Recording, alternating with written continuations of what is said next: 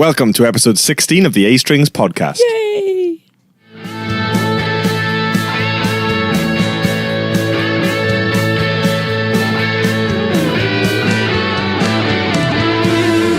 Hi, Tom. Hello, Andrew. Hi, Adam. Hello, both. How are we doing today? Good. Tom? Wonderful. Oh, Tom is wonderful. Andrew? Bit ill? Grumpy. Yeah, I've got. I don't know if I got a summer cold. I don't know if it's hay fever or just like remnants from a slightly heavier weekend than I usually have. But yeah, I'm feeling quite groggy today. Throat, especially. Yeah. You commented earlier that I sounded lower. Yeah, your voice was definitely lower. It's been squeaking quite a bit, though. I think. Yeah, I think I called them henny balls. Enough about me. What's going on in your world? Nothing Is that particularly. a new Nick Johnson t-shirt? Yes. You're obsessed with Nick Johnson No, now. I'm a fan. I am a fan. So I bought the new album on pre-order, and I bought the collector's bundle, which was a t-shirt, long sleeve t-shirt, the signed vinyl, even though we've met, basically friends, and some prints. So I'm going to frame the prints eventually. You probably find that, you know, with something like that, there's more signed copies of that album than there are none. There's probably just signed copies of the Yeah. album. Yeah. Yeah. Nice t-shirt, though. Nice designs. Tom's Yeah. inspired. He wants to do his own line of t-shirts. Yeah, they're kind of like that kind of almost like South American kind of sun. Kind Aztec-y kind of, of yeah, that's the stuff. Yeah. Yeah. So Yeah. Tom is going to do some He's not. A-strings. He's not. Aztec. He's not Aztecian, is he? No, he's Canadian. Yeah. But it's a very good album. Is it? Wide Eyes in the Dark by Nick Johnson. Wide Eyes. And any singing on it? No. This is just instrumental. Yeah. So interestingly, Remarkably Human, which is the album that was out when he came to us, Yeah. is very kind of 50s, 60s sci-fi kind of feel. And this one is a bit more 80s sci-fi. So it's all the synths are kind of Okay. way more 80s. And yeah, it's good. Can he play keyboards as well? No, he has people in. Yeah. Yeah. It was brilliant when we had him and Mark Holcomb. Mark Holcomb in for the Dari event early July. It was July the 4th. It was Independence Day, wasn't it? Oh, yeah, of course. And you know, we sold out the event straight away. By the way, the Jared James Nichols event, I think, has sold out now, hasn't it? It must be, yeah. It was. Yeah, we were on we had quite a finals, few ticket sales over the weekend. So, but anyway, so it was quite a sold out. It was a sold out event, and we got a few customers that like to turn up early. You know, just because they like to get in the mood for it, and you know they have a drink and it's a bit of a chat. And we had Bugsy a stool. You want? Yeah, Yeah. exactly. Yeah, so they nick a stool, and you know, if they're paying £3 a ticket, they want to make sure they have at least 4 drinks. And we, so anyway, this customer came in, Steve, and he's not from around these parts, is he? No. I think he's from like Portsmouth way or Southampton way. Yes, I think he is that way. Yeah, but he supports Bournemouth football, so I don't know whether he is that way. Yeah. But Nick Johnson was doing his kind of sound check, and Steve was in, and he shouldn't have been in really. You know, nobody should have been in. You know, while the sound checking was going on, because you know it's the artist's kind of private time to kind of set up. And Nick Johnson had just kind of done like a bit of a backing track, and you know performed a bit just to kind of get levels and everything, and get used to the the area that he was performing. And it kind of went quiet, and Steve said, I bought your album this afternoon. And Nick said, oh, thanks, man, thanks. Do you like it? He goes, I don't know, I haven't listened to it yet. And I think between the 3 or 4 of us, we just all kind of looked at each other and cracked up laughing internally, while everyone else just kind of just felt very, very awkward. It's not really guitar relevant, but I went to London this weekend. All right. And I usually it's a rush in the morning just to kind of put a few t-shirts in a bag and you know spare underwear and just kind of go. never prepare. So this time I thought, do you know what? I'm going to prepare the night before. Let's get everything together. So I did it. Friday morning, nice kind of leisurely walk up to the train station, and I got to buy a ticket. And the Lloyd's Bank cards, I've got like 3 business ones and like 1 personal one, and they all look identical. They're all green, and so I looked, but I keep the personal one on one side in front of my driving license, and I keep the other 3 on the other side of my wallet. And I opened up the wallet to pay for a ticket, and I just saw my driving license. So obviously my personal card wasn't there. So I thought, oh, for God's sake. So emptied out the wallet, could see, the train was about to come, looking for my cards, and my personal card isn't there. So I've lost it. So I tried calling Kate. Kate was home, and I tried calling her, say, can you have a look for my card? She didn't answer the phone. I called her about 4 times. She had her phone on silent, which is the most annoying thing in the world. Why bother having a phone if you've got to keep it on silent? I'm of the same opinion, yeah. I digress. So I get home, like face like thunder, where's my ruddy card kind of thing? And, I turn the things upside down and looking in bags and everything. And I just resign myself to the fact that I've lost it. I'm just about to go, for a weekend away, and I've lost my my spending money.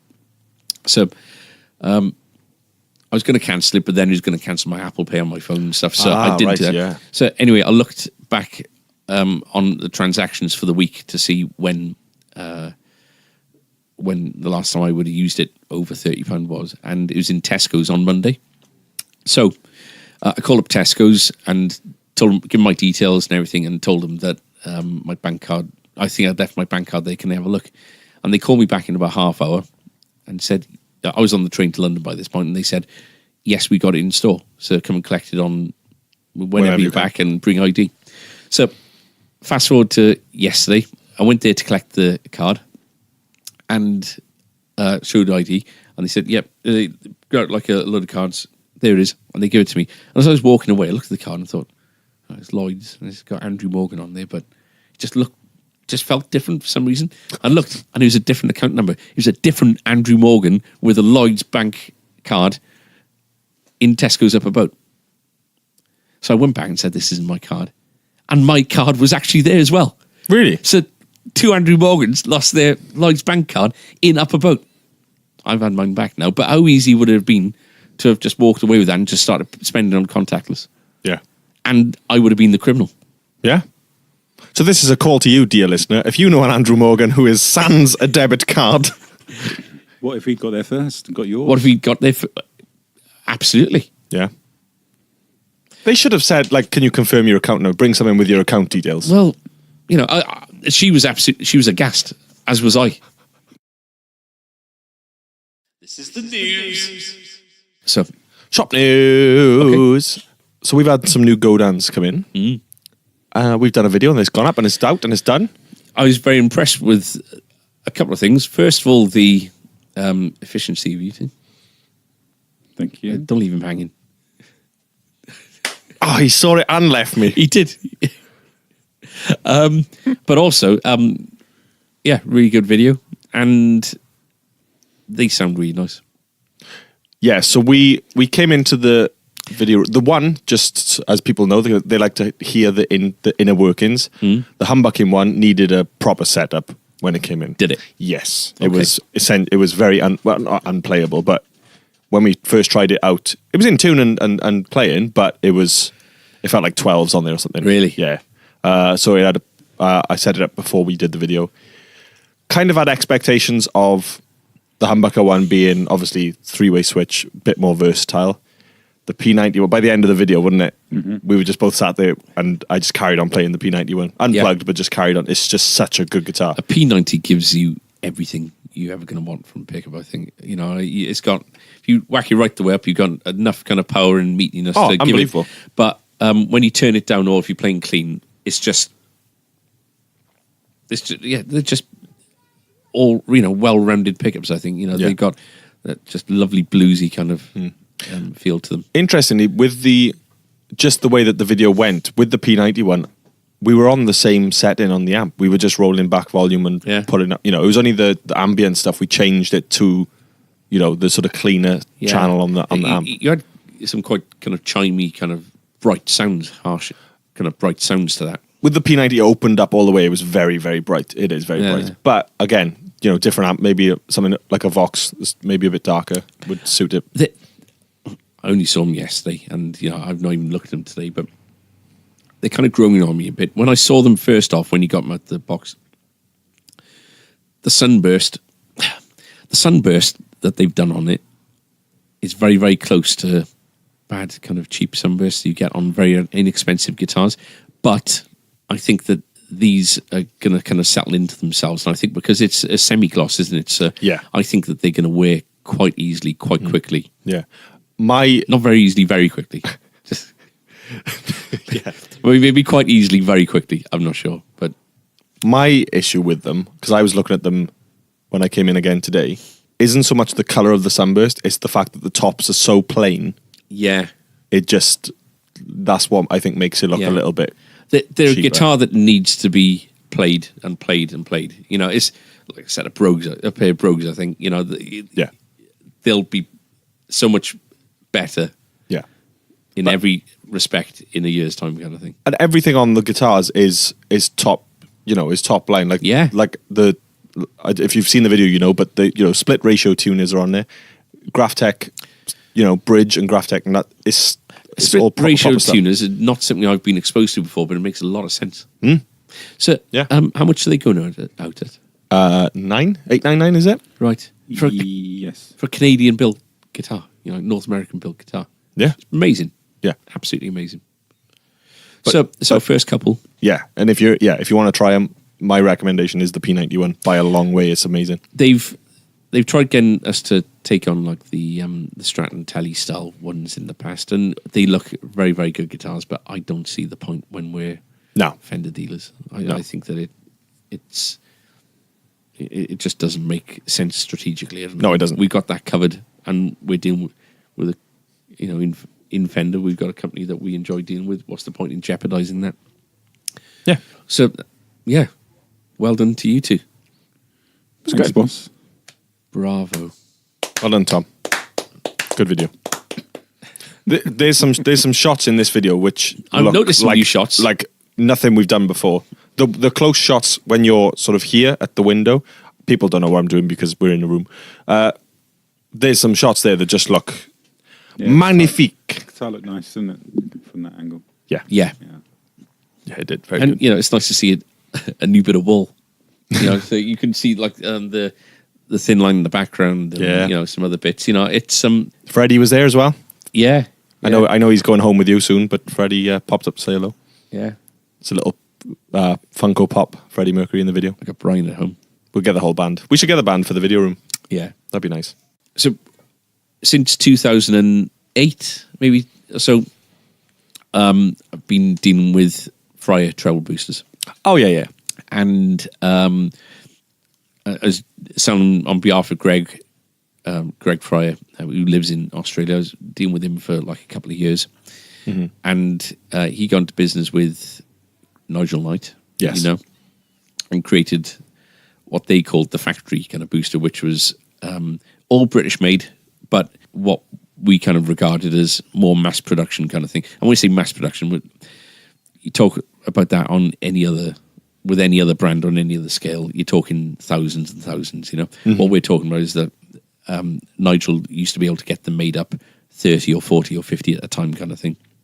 And at the Treble Booster Plus, Deluxe and Touring, all Greg's original designs based on other kind of treble boosters, but then Nigel kind of worked them into a mass-producible kind of, or an easily producible booster. Okay. And they've been sold kind of, first of all, exclusively through me for probably a good 6-7 years or so. Then Nigel started selling them on his site as well, because people wanted to deal with him directly. Yeah. And that kind of come to its natural conclusion towards the end of last year. Mm-hmm. So I think, if I counted back, I reckon probably had in excess of 2,000 boosters from Brian May boosters that we've had in and sold all around the world. Brian May guitars have been requesting for a booster to sell with their guitars for years and years and years, and now's as good a time as any to kind of to do it. Absolutely. And so there's a new booster out. I think we're going to be able to buy it in, as in it's not something that can just be bought direct, but I think it's about 250 quid. And it's got 3 settings on there. Okay. So you got kind of 3 in 1. Yeah. And so, there's a new kind of brine made booster out there. It's one of those, I've had a lot of difficult conversations with regards to the boosters because they're designed for a very, very specific purpose, which is to push a valve amp over the top so you get that really nice kind of brine made distortion. Yeah. Or with the DK amp to get those kind of sounds. People buy them thinking that it's going to be brine made in a box. It's going to be one of those things you can just plug your guitar in, plug this into a, any kind of amplifier and get that sound, and you can't. So, I haven't tried one of these boosters yet, but they look pretty nifty, and anything that Nigel Knight builds is going to be absolutely amazing. So, yeah. So they're going to be available through. Well, they're available through the Brine Made Guitars website. Cool. We could get them in, but we've still got 1 or 2 of the old kind of pluses. Well, we can get one for our videos. Yeah, we could do. Well, the idea would be, wouldn't it, seeing as we have them all, you have them all personally, is A/B it against them in each setting. Is it doing the job? Right. So we sold 3 different ones, and so you had the touring, which was his modern sound, that what he's meant to sound like now. You had the plus that was meant to be his late 70s, 80s kind of sound, and the deluxe, which was his early kind of period. And they're only very slightly different to each other, with regards to very interesting as much as, you could do like a squeak at the top of the neck on one and you'd get like a higher, like an octave harmonic kind of thing going on. Right. And then you do something exactly the same with the other one and you won't have that going on, but you might get a different kind of sustain and different type of, so they all did react differently, but, 97% of their job was to just push the amplifier and get it sounding a certain way when you strike an A chord, and that's what they do, so it's, I'm well into my boosters, so I can appreciate the differences, but I don't think that, I think that it's quite a difficult conversation to have with people that expect you to switch a button and your distortion kind of sound. It's I think for them to be an always on thing as well, that's quite a it's a nerve-wracking thing to put into your rig because it is changing your sound from in every conceivable way, so it's not something you can put in or out, so that's good. Be good to, we'll see them and we'll get one in. Yeah, definitely come into a YouTube video near you soon. So you mentioned your London trip. What was what did you go, Madame Two Swords and the London Eye, or went to see the Mannix in Shepherd's Bush? Amazing. Yeah, it was brilliant. It was the second night of the 2 that they played there, and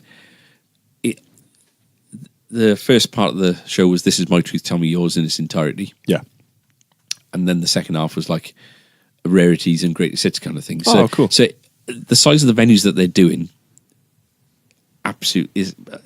they're small and intimate, and they're amazing. The energy from this.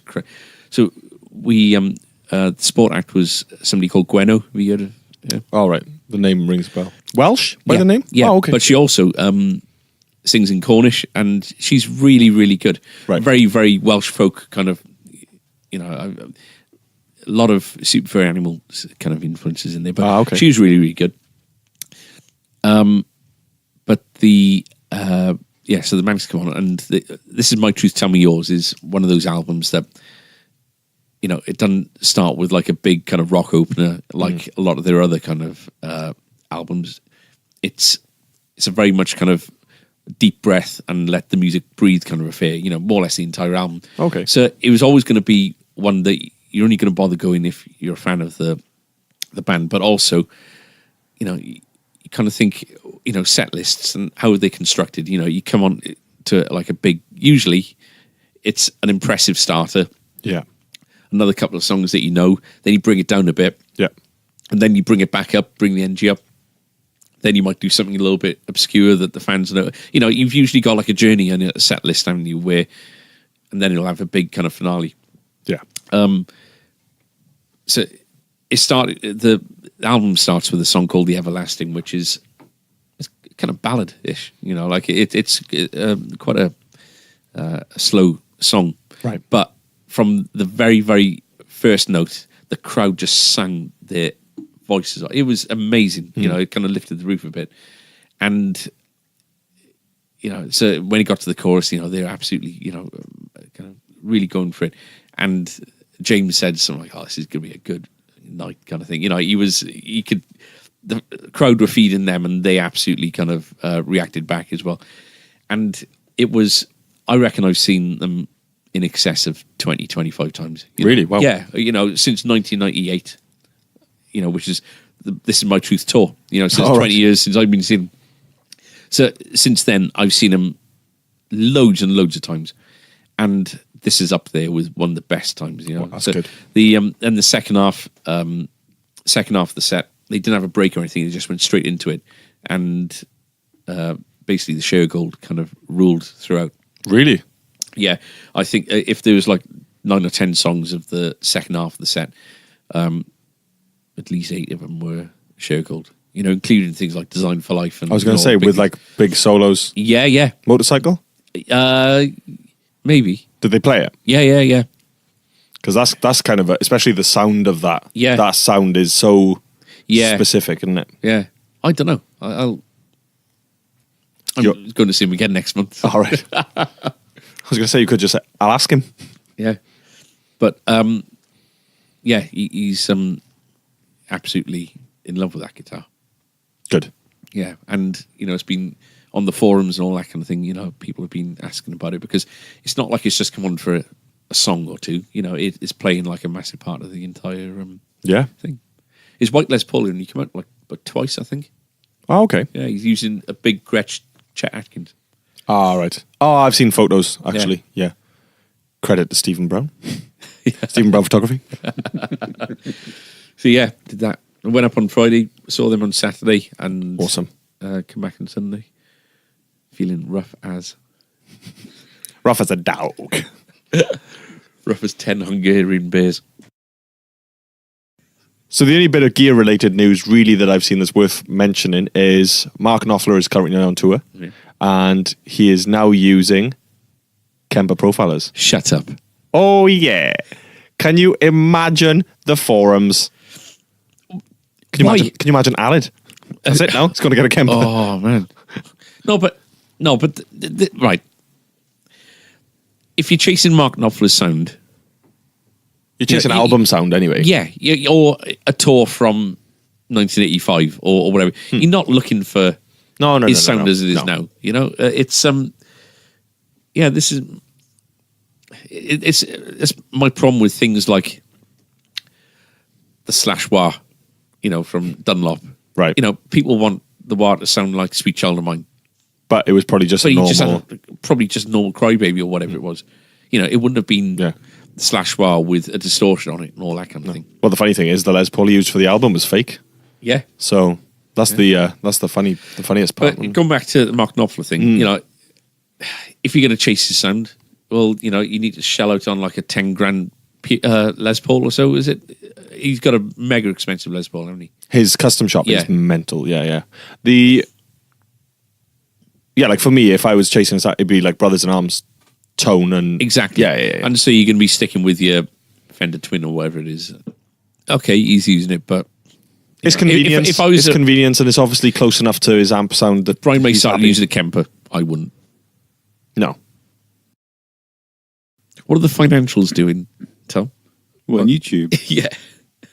we are Give me a stock report. we're currently earning between £2 and £3 a day. Say what? That's amazing.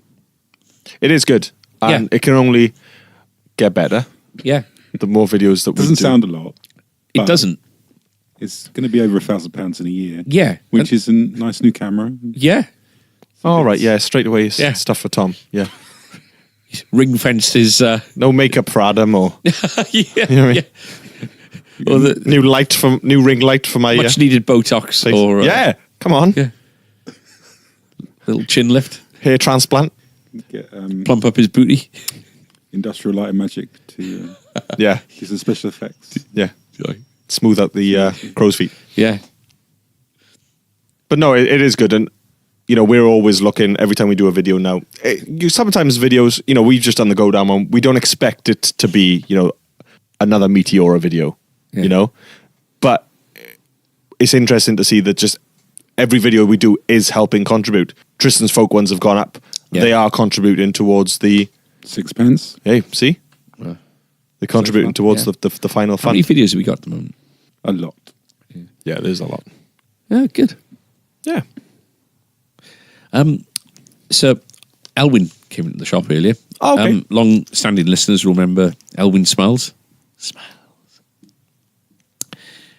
And mentioned, he showed me a picture of all of his, he said he took like a family photograph the other day of all of his reverbs, delays, and all the different things. And he said, he's sold probably 5 times more than was in I can't even imagine. So I thought it'd be really good, given that he's a delay reverb connoisseur, Yes. can see. whether he might like to come in and join us next week. Awesome. And we can kind of combine the feature and the top 5 Yeah. with. So this is what's he doing? His top 5. Well, I was going to leave that to you, for you to get in touch with him Okay. and to kind of arrange that. But I thought it might be kind of break up the series a little bit. Yeah. So Tom, you can stay at home next week if you want, and Which kind of brings us neatly on to Biscuit News.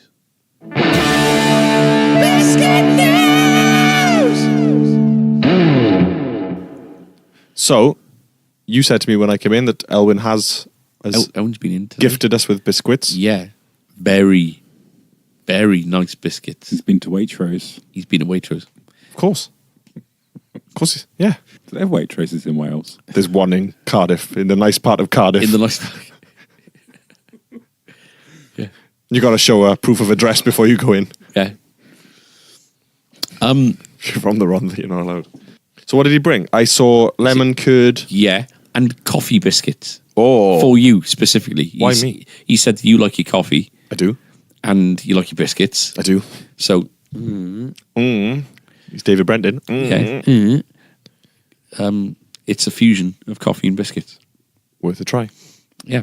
So we got a cloche. Yes. So this is. Do you want to explain that? Yeah. Okay. So, literally last thing yesterday, Yeah. our friends, Stuart and Christy, turned up at the shop. And Christy was here for a lesson. Stuart was here because he wanted to buy a mini Super Beetle and to add to his Can't fault it. collection. Yeah, and what an amp. Yeah, Yeah. absolutely 100%. One of the best amps that So we've had in we a not long got time. any more left. One left. I We think. should have another Okay. one left. Yeah. Yeah, there's one left. Are you panicking then, weren't you? It's my one. One's going home with Tom. And they came in with a huge carrier. And when I say the carrier bag was big, it was a big carrier bag. In fact, it's over there. What? Go on. Full, I mean to the brim, with biscuits. Different biscuits, different everything. But there's a twist. Right, okay. So, they've brought us a selection of biscuits, which we have got hidden under this little platter, which we're going to present now. Yeah. And it's simply just a taste test and just to see. They just want to know what you think. Oh my goodness me. They just want to know what you think of these biscuits. They're interested to know. So we'll dive in first and then we'll talk after. But there's go for- digestives, there's chocolate fingers, there's custard creams, there's chocolate digestives, and these are a salted toffee cookie. That's what I was going to go for first. Yes. Something like that. Salted caramel. Salted caramel. shortbread. That's the one. Yeah. It's a coconut. It's like tastes lovely. But they kind of disintegrate in my mouth in a way that normal biscuits don't. Quite dry. It's quite dry.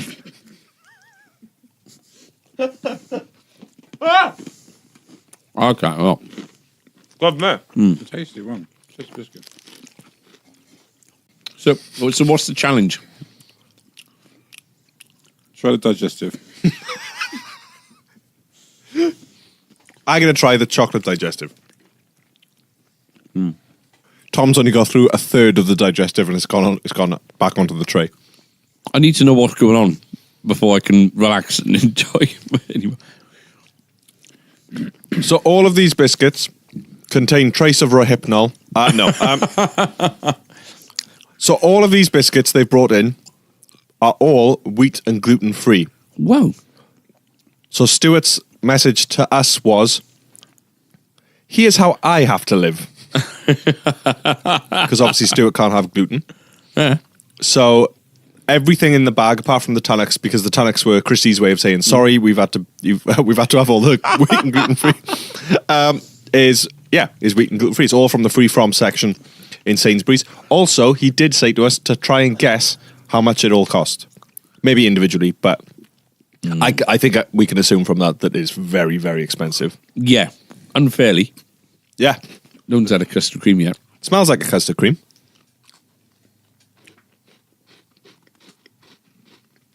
Oh, it doesn't taste like one.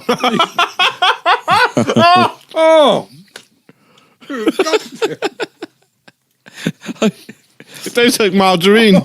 Takes a lot for Tom to raise his voice. I think I dodged a bullet with that one. Oh, yeah, you have. Oh.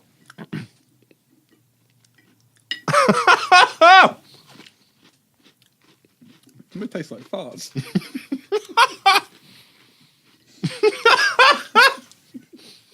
Stu, we feel your pain. The other thing as well, he did say that is because they're having to compensate for the lack of wheat and gluten, there's so much fat and sugar just rammed into it. Yeah. Oh, that's interesting. What did he say? It's a cake pretending to be a biscuit, isn't it? That's how they have to make them. So Andrew is now trying one of the Belgian white chocolate and lemon biscuits. Oh, coffee shortbread. Can I have one of your coffee shortbread, Ad? I don't know. Did he say they were for me? Yeah. For Biscuit News, but bought with you in mind. He's amazing. He's bringing delay and reverb pedals in next week, which is my favourite things. And he's brought coffee shortbread. Right. Holy moly. So what I'm going to, smells like coffee cake. What I'm going to do is I'm just going to give one to Tom, because Tom is self-proclaimed superbuds of the group. So I think I prefer my biscuits and my coffee separate. well, it's a good job you bought them for me then, Tom, wasn't it? That lemon one is amazing. Last week we did point out that we're going to do healthy snack news this week. Well, they were gluten and gone out wheat the free. window. Oh, gluten and wheat free. Yeah, with Do you want a swill? horrendous amounts of fat and sugar. Yeah. There's a lot of red labels. The Herberts, the Smiles, thank you very much to our contributors. Biscuit News! So the past couple of weeks, we've seen quite a few vintage instruments come to us for different reasons, but we've had a couple in for sort of identification and valuation. The biggest one of the few being the 62 Strat that was someone's dad's that they've found and discovered and are selling it, and it's going to Europe for a ton of money. So I thought we would talk about just the ones that we've had in. Things like the Les Paul that came in that was a fake. How to spot them. Not that this is going to be a how-to, because it's a visual thing. But also, especially with something like the 62 Strat, would you rather Custom Shop? So we'll talk about that in a minute, but let's talk about the guitars. So we had 1962 Strat come in for evaluation and photos and sort of identification for a buyer in Europe, wasn't it? Yeah. So we took it all apart, managed, we figured out that it is genuine. It's a very good Stu Mac video on. It was a 1962 Stratocaster, wasn't it? It was a 62 as well, yeah, which made it even easier for us to. And they had exactly our predicament, which is they had a 62 strap. He said, I've been asked to make sure it's real and just to kind of give my thumbs up with it. And he talks you through exactly what he's doing. He takes the neck off, tells you where to look. You and your brother knew all this anyway. You know, that was the amazing thing. So you were there when Glyn, Dad, took the thing apart, didn't you? Yeah. So what happened? So everything was right. Obviously, you know, for people who've done it before, you know where you're looking for dates. You're looking at the heel of the neck. You're looking in the heel itself. Sometimes they'll be sort of writing in one of the pickup cavities. The problem with this guitar is it's been refinished. It's been refinished a few times, we think. But At the moment, it's like a Fiesta Red kind of. yeah, and maybe a bit darker. and it's not been done brilliantly. And what this could be, you know, this finish, looking at it, has probably been on for, you know, longer than I've been alive, probably looking at it. But what they've done is they've painted everything. So the heel is painted inside, all the cavities are painted inside. So it was very, very hard to tell, apart from you've got a dated neck stamp on the actual piece of metal that's on the bolt-on neck. Problem with that is that's easy peasy to fake. So we had to look for other things that were going to tell us that it's real. Everything wiring wise was real, original. What, pots?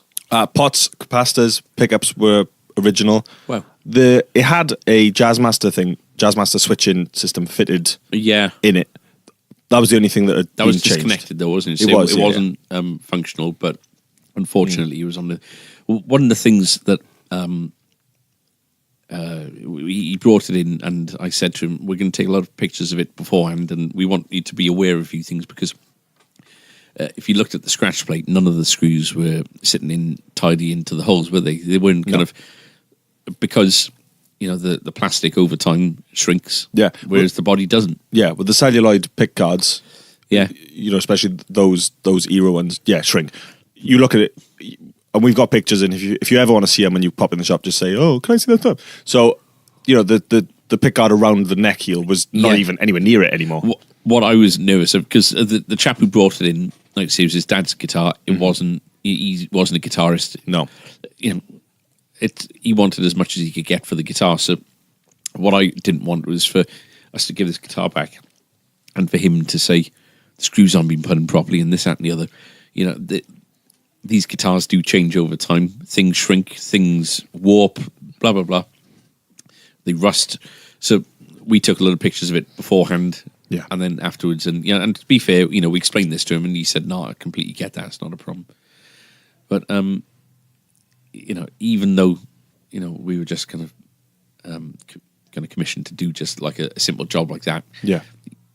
There is like a sense of awe, but also there's a lot of responsibility for us to make sure that, you know, we can put it back together as well as we can take it apart.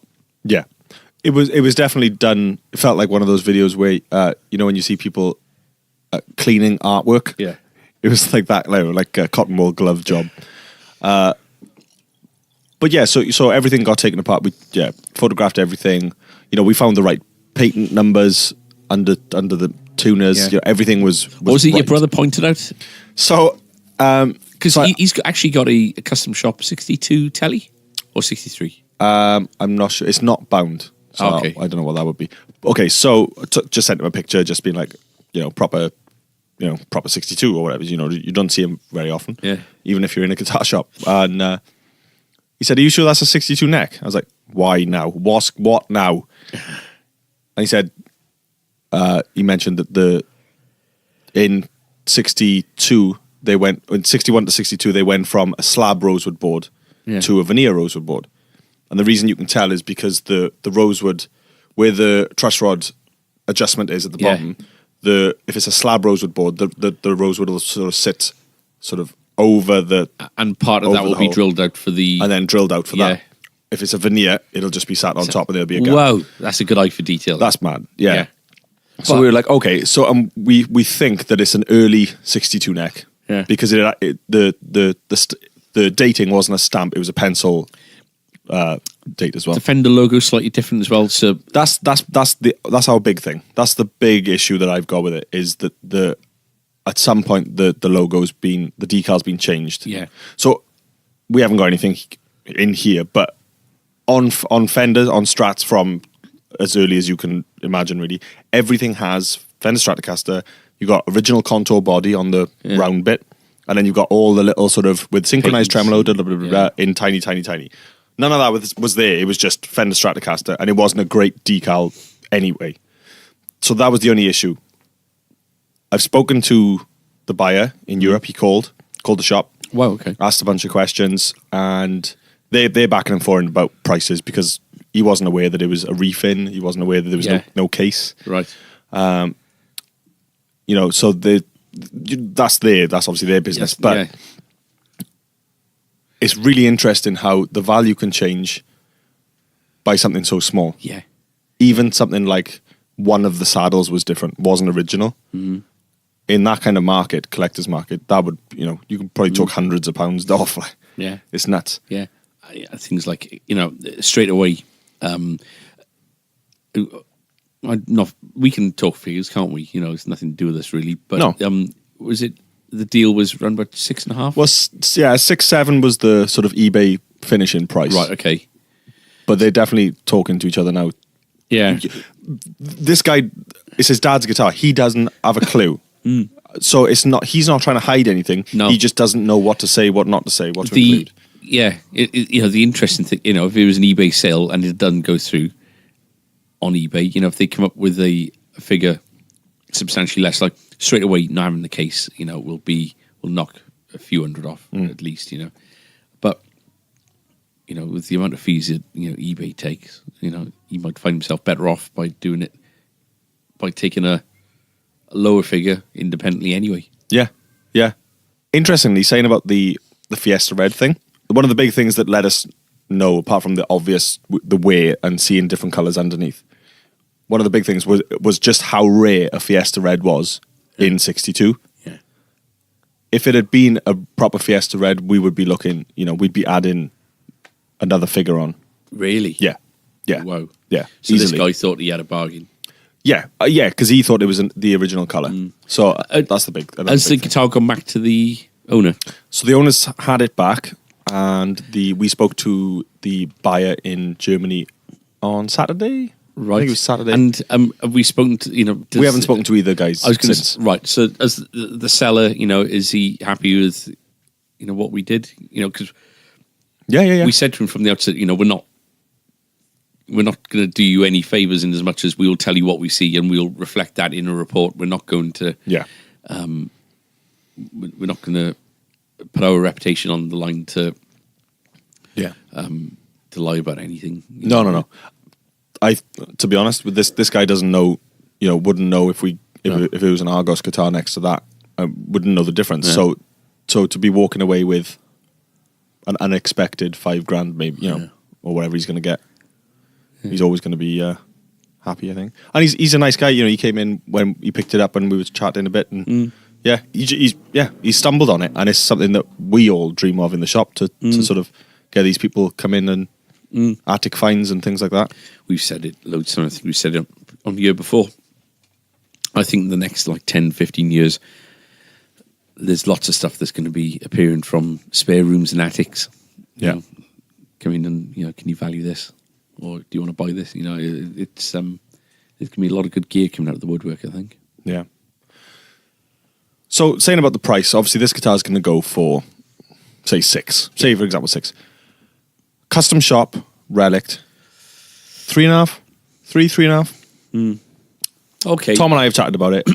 What would you rather? So, if you're saving yourself a good, $2.5 grand on it, I'd probably go Custom Shop because, you're buying these things with, cosmetically they're going to look like they've been worn in. And I think that, the way that I think with the Custom Shop process, they do wear these things in to feel like a good warm pair of shoes or whatever. If at some point, if you're going to play the things and it's not going into a glass cabinet, at some point, after regular wear, you're going to need a new pot, you're going to need a new jack socket and that kind of thing. Yeah. When you've got an original 1962 Stratocaster, especially if it's in original Fiesta Red and it's, you know, got all these things going for it. If you're spending a ridiculous amount of money on a guitar like that, Yeah. maybe you're not going to play it. Maybe it's going to go in the case, but that would never entertain. I'd never entertain the notion of buying a guitar not to play it. Yeah. It's going to get played. It's going to get worn. And it's going to get scratched. So the thought of devaluing something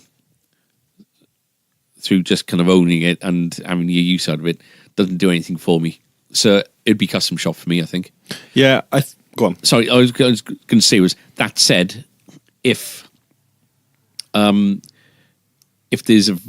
stumble on a gold mine, you know, a guitar that is absolutely what you want, and it's at a price that you can afford and justify, I would go for, you know, so if the same guitar was Custom Shop money or original, an original item, I would go for the original. Tom and I were talking about it yesterday, and it's for me, after seeing this 62 the way it was, and just not knowing the kind of past and the history, you kind of, you know, you're wondering, you know, we were sort of there. We think it's had a refret. We're pretty positive it's had a refret. The saddles were pretty much they were rust. They were gone. To adjust them is probably impossible. Really? Trem was fine. Trem, you know, the springs and the trem all worked. And so with something that old, how much of it is sacrificing sort of functionality and playability for just having something that is of an age? Yeah. If you're paying, you know, the actual value of what it is, you know, with all these things said and done, you know, I wouldn't mind that it had a replacement saddle or a refret if the price reflected that. You know, it's sometimes I think that there's like a bit of a non-rational kind of cloud around, you know, all of this stuff, whereby, you know, it's from 1960 or 1950 something, so it's assumed that this thing is just going to be a magical piece of wood. Yeah, you know, and like it or not, there are some horrendous guitars built by Fender and lots of other prestigious companies in this time, especially, you know, Gibson. You know, there's some horrific kind of examples out there. So, you know, just going for something just because it's got that date stamp on it. But isn't it about the history? Isn't that what it's about? I mean, I wouldn't get it to play. I mean, I wouldn't get a Custom Shop to play either. What? I'd rather get a Mexican or you know. So you saying? Are you saying there that you wouldn't spend that kind of money on a guitar, period, or No. you'd buy it as a? Well, it's not going to lose any money. No. No, it's a piece of history. So, yeah. So, you know, coming from it, being, you know, you're heavily into, you know, your art and, you know, you like your paintings and that kind of thing. So you can appreciate buying something for the aesthetic and the kind of the historical value of it, as opposed to a working tool, which is probably where we would come from. You know, the thought of having a £15,000 instrument on the wall there and not being able to pick it up is almost like, it's almost torturous to me. Yeah, it's a waste I can of money. feel like butterflies going through my arms as we speak. You know, the thought of something being there and just feeling that, you know, restriction that you can't touch it because, you know, if you look at it the wrong way, if something fell off, you know, all of a sudden you've lost that much money on it. It's got to be a functional thing. Okay, so if you had like a Ming vase, would you put flowers in it? I couldn't justify spending money on it. This is the thing, see, you know, what can I justify spending a lot of money on? There's not a great deal, apart from guitars, that I would buy as a luxury. No. No. Okay, so cards on the table. You two know already, but I collect Transformers toys. And big fan of it from when I was like 3 years old. And in the last like 10, 15 years or so, very, very shrewdly, you've got these Japanese toy manufacturers that have realized that the people who were 5 years old in 1985 who were absolutely addicted to Transformers, and every time you went past the toy shop, you'd be grabbing your mum's arm. Oh, can we have a look at the Transformers? And you might be lucky enough to get a few for Christmas, but there are always gaps in your collection because there are hundreds of the things, and the toys were shrewd back then. Now, with all the advances in technology and everything else, you can buy these cartoon accurate, infinitely kind of posable figures that don't just look like the robots in the series, but they transform in a really, really complex way to look exactly like the vehicle that they're meant to look like. Okay. So did the originals? So the originals weren't. The originals were a bit more clunky, they were similar-ish, but like a lot of them, like if you transformed a car, their legs wouldn't separate or anything because they couldn't get it to work like that back then. Yeah. Now, they've managed to do all that and, transform so you hide all the bits that would have been connected before. I digress, right? But in the toy collectors market, you get this grading, don't you? Like, is a C1 is the like pristine in the box. Yeah, like pristine job and going up to C9 and all that kind of thing. And you buy these things and they're collector's pieces. They're only available for a limited time, and I don't think they're numbered or anything, but you can only get them for a limited amount of time until they finish the run. Yeah. And as and when I can afford them, in the past I've bought the latest release kind of thing, and then had it through, and you think, it looks good in this box, but how can I not get this thing out and muck about with it and play with it, kind of thing? So not want to say play with it. Sorry, strike that from the record.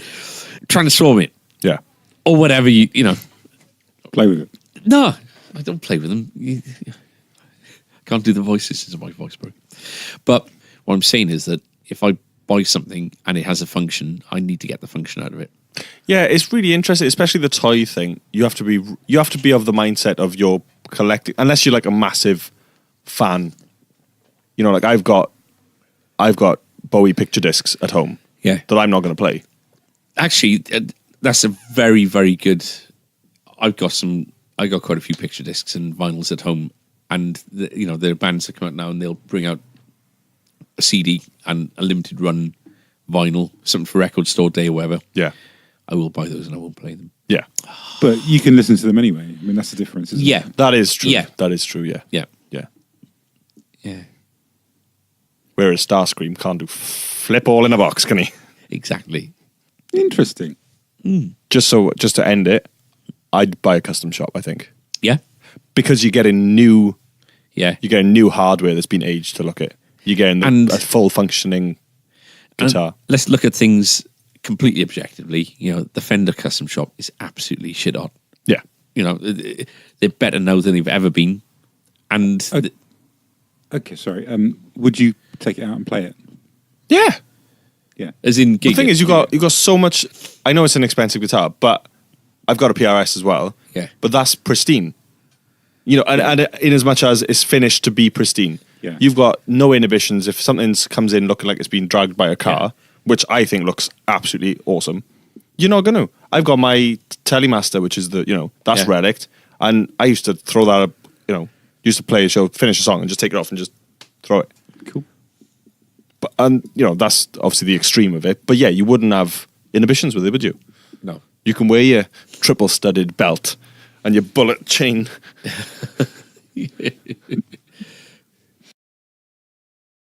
Tom's top 5? Tom top 5. Go deep your voice was then. Really? Yeah. Tom's top 5. I can't go. No. What we got this week, Tom? And just so this week we've got songs that were written for films. Cool. Okay. Yeah, okay. So they weren't songs that have been put in films that are in film. It's been written for the film. I think, I think so. You hope so. Because, well, basically, me and you went to see Goonies Yes, we did. on Sunday. Do you know what? I never liked that film. I've seen bits of it, and it's too dark for me. I was surprised how adult it was, actually. Yeah. It's quite dark, yeah. Anyway, so in Goonies, it was Cyndi Lauper's song, wasn't it? Yep. That was written for the film. Yep. What song was that? It's called Good Enough. Never heard it. Sing it, Ad. Good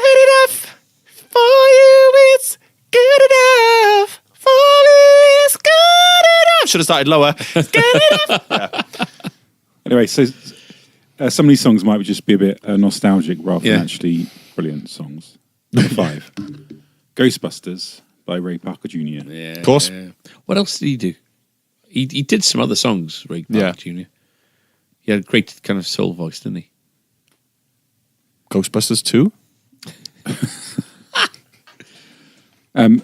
Huey Lewis was originally approached to record the theme and later sued Ray Parker Jr. for copyright, which was settled out of court. Well, so When was Ghostbusters? 85? Something like that, yeah. Because 85. Back to the Future's 85. Right. So I wonder whether they got him off the back of So Back to the Future. he didn't write the song. So there's a song called "I Want a New Drug" by Huey Lewis, and it sounds exactly the same. Really? Yeah. And it was meant to be for Ghostbusters. I think they said we want something like this. Wow! Oh, wow. Wow! That's a fact. I like that. Nice, Tom.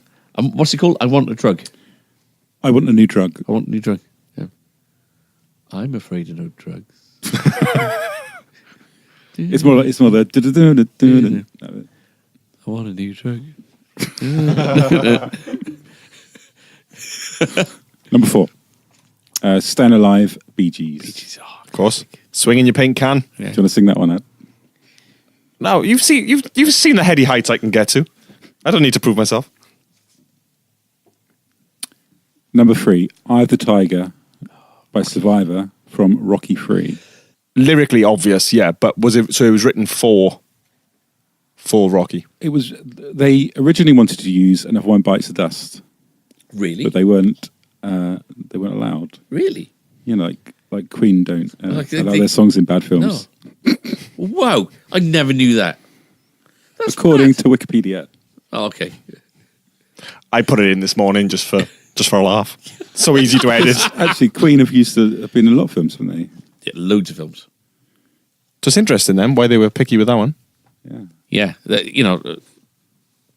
yeah. Maybe it was because it was that song. It was a big song. Yeah. Don't know. Another one bites the dust. So what year was Bites the Dust? 80. And when was Rocky 3 must have been late 80s. late 80s? No, so it'd been out Maybe for a long time. mid 80s, maybe. Yeah. Number 2, "Moon River" by Audrey Hepburn from Breakfast at Tiffany's. Audrey Hepburn sang Moon River. The original version. Really? And it was written for Breakfast at Tiffany's, was it? It was, yeah. I for some reason I thought it was a much older song than that again, that had just been kind of recycled and Andy Williams did a turned into famous version, didn't he? Did, yeah.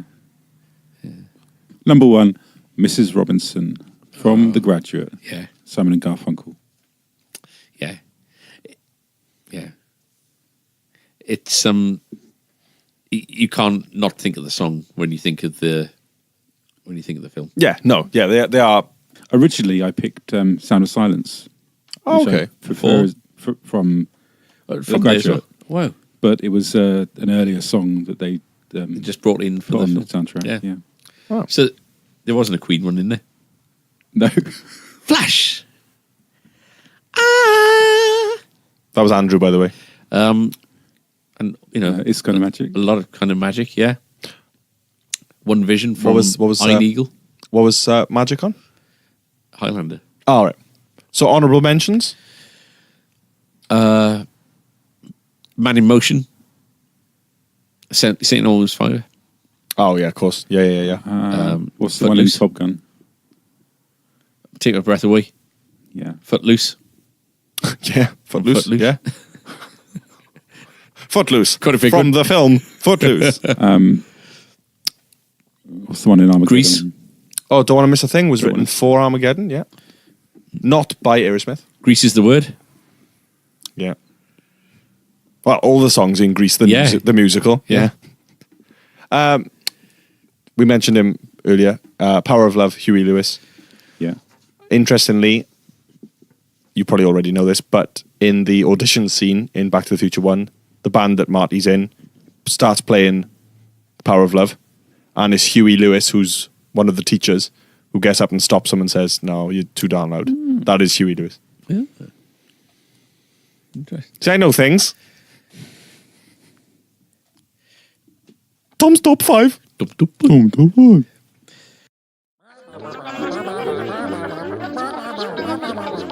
Social media comment of the week. So, social media comment of the week. Yes. It's actually quite an interesting one this week. We use the word interesting a lot. Maybe things should just be what they are as opposed to interesting all the time. Maybe we force things to be interesting because we... Listener, this is interesting. Please keep listening. Yeah, we need this to be interesting. Those biscuits were interesting.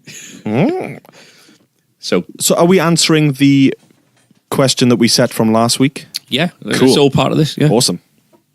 So, as part of social media comment of the week this week, we're going to address.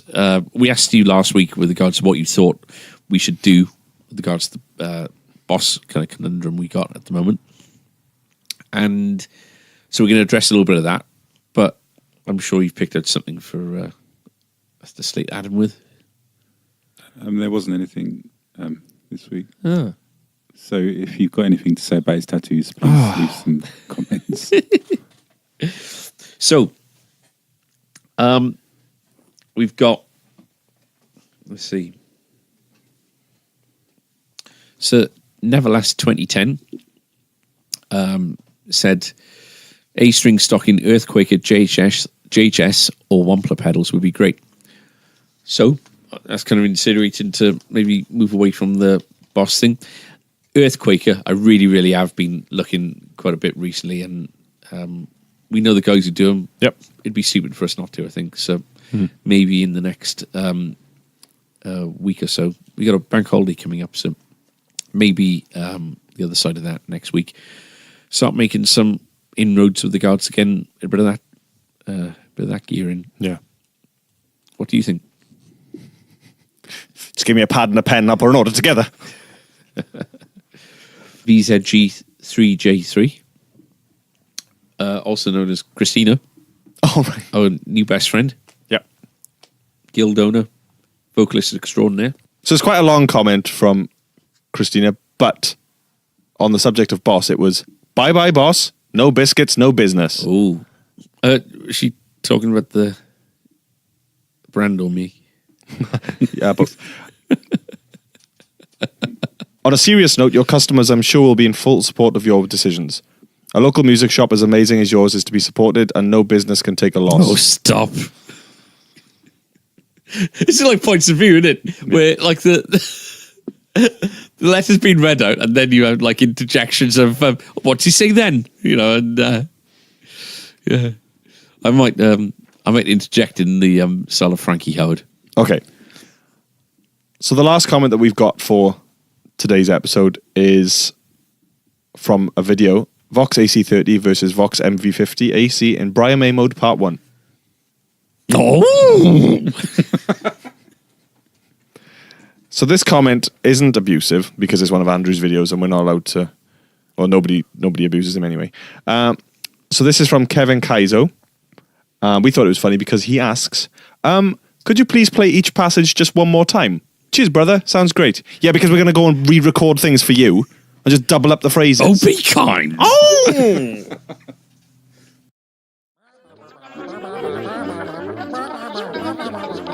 Social media comment of the week.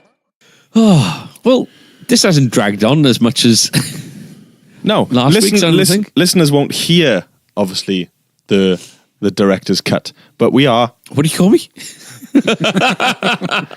we are a full Game of Thrones episode in. We are an hour and 22 in. Right. That's not So- too bad for you, is it? Is it? Well, the way I rattle on. No, No, I it's mean, edit-wise. No, good. No, I'm good. It's So next week, we'll have Elwyn along, hopefully. special guest. As always, thank you very much for listening. Please get involved and leave us comments and like, subscribe, and share, and do all the things that you do already. I've been Andrew. I've been Adam. I've been Tom. Thanks for listening. See you next week.